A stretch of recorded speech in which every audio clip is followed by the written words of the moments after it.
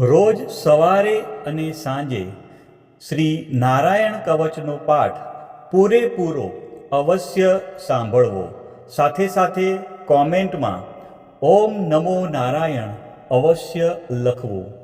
શ્રીમદ ભાગવતના 6ઠ્ઠા સ્કંદના 8મા અધ્યાયમાં શ્રી નારાયણ કવચ ત્વષ્ટા ઋષિના પુત્ર વિશ્વરૂપ ઇન્દ્રને કહે છે. વિશ્વરૂપ કહે છે, જ્યારે ભયનો સમય પાસે આવ્યો હોય ત્યારે મનુષ્યએ હાથ પગ ધોઈ આચમન કરી ઉત્તર દિશા તરફ મુખ રાખી શ્રી નારાયણ કવચનો પાઠ કરવો. જ્યારે ભય આવે ત્યારે શ્રી નારાયણ રૂપ નામ બખ્તર અવશ્ય ધારણ કરવું. હવે આપણે નારાયણ કવચનો પાઠ સાંભળીશું. ગરુડની પીઠ પર ચરણ કમળ ધારણ કરનારા, 8 સિદ્ધિઓવાળા, 8 બાહુઓવાળા અને તે 8 બાહુઓ વિશે શંખ, ચક્ર, ઢાલ, ગદા, બાણ, ધનુષ તથા પાસને ધારણ કરનારા શ્રી હરિ મારી સર્વ પ્રકારે રક્ષા કરો. જળમાં મત્સ્યાવધારી ભગવાન જલજંતુઓથી તથા વરુણના પાસથી મારી રક્ષા કરો. માયાથી બટુક બનેલા વામનજી સ્થળમાં મારી રક્ષા કરો. શ્રી વિશ્વરૂપ ત્રિવિક્રમ ભગવાન આકાશમાં મારી રક્ષા કરો.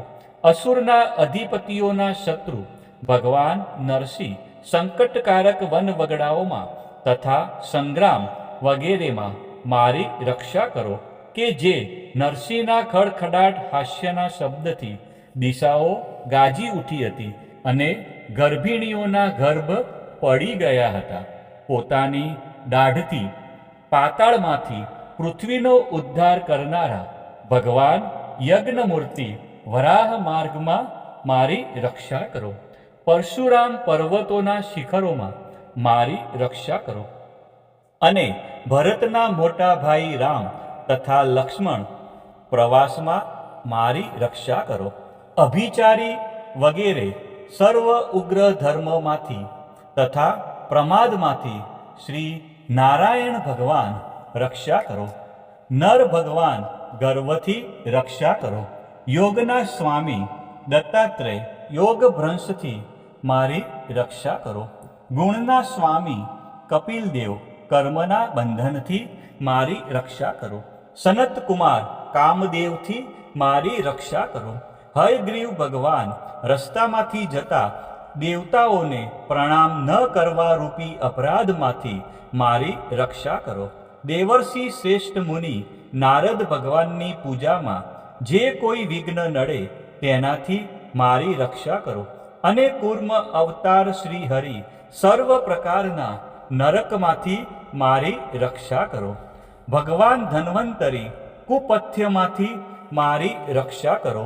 જીતેન્દ્રિય ભગવાન ઋષભદેવ કામ, ક્રોધ આદિના ભયમાંથી મારી રક્ષા કરો. યજ્ઞાવતારી ભગવાન લોક અપવાદમાંથી મારી રક્ષા કરો. બળભદ્ર મનુષ્ય તરફથી થનારા ઉપદ્રવોમાં મારી રક્ષા કરો. અને શેષનાગ ક્રોધાવેશ નામના સર્પગણોથી મારી રક્ષા કરો. ભગવાન વેદવ્યાસ અજ્ઞાનથી મારી રક્ષા કરો. ભગવાન બુદ્ધ પ્રમાદવાળા પાખંડીઓના ટોળામાંથી મારી રક્ષા કરો.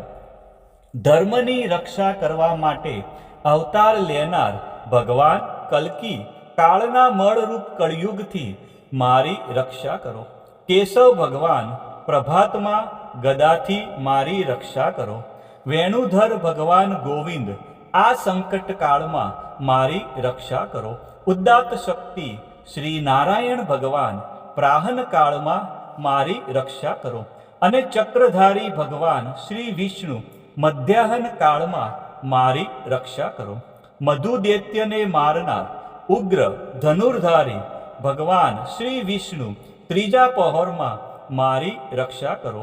બ્રહ્મા, વિષ્ણુ અને રુદ્ર એ 3 મૂર્તિવાળા ભગવાન માધવ સાંજ કાળમાં મારી રક્ષા કરો. ઇન્દ્રિયોના સ્વામી ઋષિકેશ ભગવાન પ્રદોષ કાળમાં મારી રક્ષા કરો. પદ્મનાભ ભગવાન કેવળ એક અર્ધરાતથી પહેલા કાળમાં અને અર્ધરાતે મારી રક્ષા કરો. શ્રી વત્સનું જેને ચિહ્ન છે એવા ઈશ શ્રી વિષ્ણુ પાછલી રાતે મારી રક્ષા કરો. તલવારધારી ભગવાન જનાર્દન મળસકામાં મારી રક્ષા કરો. દામોદર ભગવાન સંપૂર્ણ સંધ્યાઓમાં મારી રક્ષા કરો. કાળમૂર્તિ ભગવાન વિશ્વેશ્વર સૂર્યોદય પહેલાના કાળમાં મારી રક્ષા કરો. હે પ્રલય સમયના અગ્નિ જેવી તીક્ષ્ણ ધારવાળા ચક્ર ભગવાનથી મૂકવામાં આવે તો ચારે તરફ ફરીને અગ્નિ જેમ ખંડની ગંજીને તુરત જ બાળી નાખે છે તેમ શત્રુના સૈન્યને તુરત જ બાળી નાખો. હે વજ્રના જેવા તીક્ષ્ણ સ્પર્શવાળા તણખાઓથી ભરેલી ગદા તમે ભગવાનને વાલી છો. તમે કુષ્માંડ યક્ષ રાક્ષસ ભૂત તથા ગ્રહોને ભૂક્કો કરી નાખો તથા શત્રુઓના ચૂરે ચૂરા કરી નાખો. હે પાંચજન્ય શંખરાજ શ્રી કૃષ્ણ ભગવાને ફૂંકવાથી મહાભયંકર શબ્દ કરીને તેમના શત્રુઓના હૃદયને કંપાવતા રાક્ષસો પ્રમથો પ્રેતગણ માતૃકાગણ પિશાચ બ્રહ્મ રાક્ષસ તથા બીજા ઘોર દ્રષ્ટિવાળા ને નસાડી મૂકો. હે તીક્ષ્ણ ધારવાળી તલવાર તમે ભગવાનના હસ્ત દ્વારા પ્રેરાઈને મારા શત્રુઓના સૈન્યને કાપી નાખો.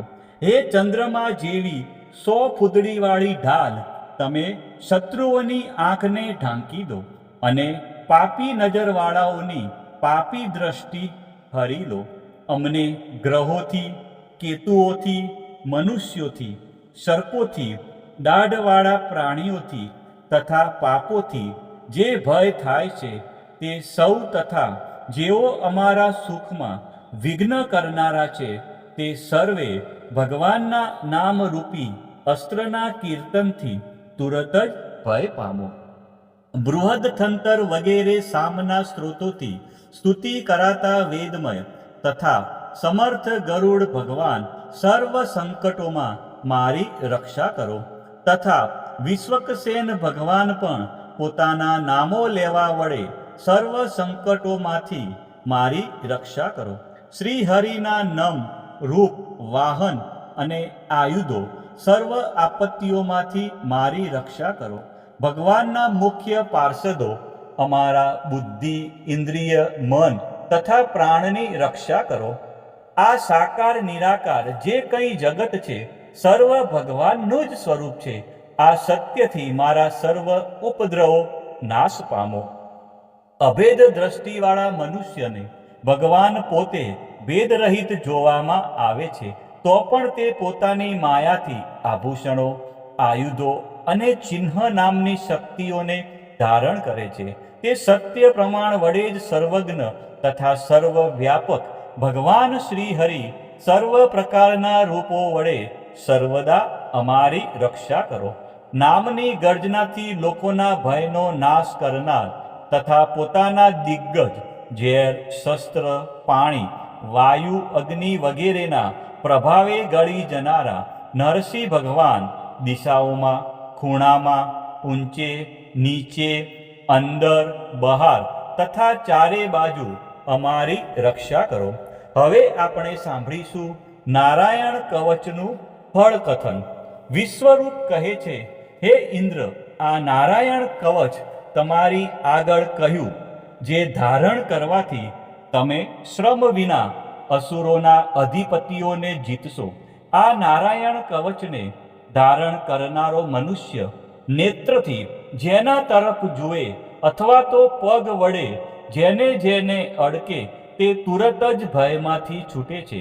આ કવચ ભણનાર પુરુષને કોઈ દિવસ રાજાઓ તરફથી ચોર તરફથી ગ્રહો થકી વ્યાઘ્ર આદિ તરફથી તથા બીજા કોઈ તરફથી ભય રહેતો નથી.